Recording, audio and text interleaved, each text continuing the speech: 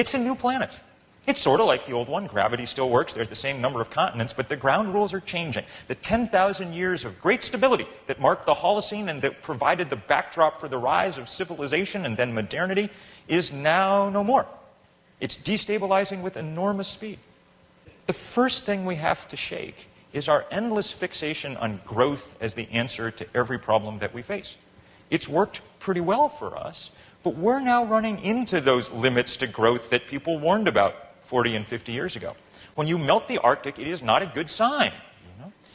We've only raised the temperature of the planet 1 degree, but the climatologists are very clear that unless we change things very quickly, unless we get off the fossil fuel that has powered that outrageous growth for so long, then we'll raise the temperature of the planet 4, 5, 6, 7 degrees in the course of this century and more beyond that.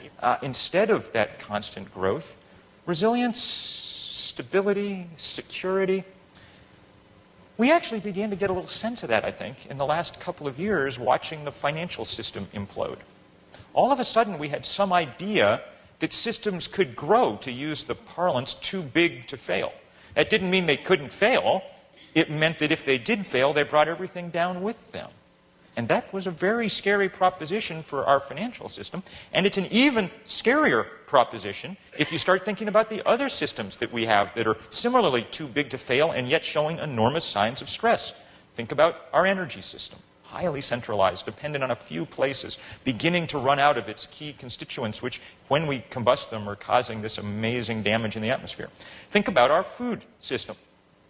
An incredibly centralized and industrialized monoculture that we rely on to feed ourselves.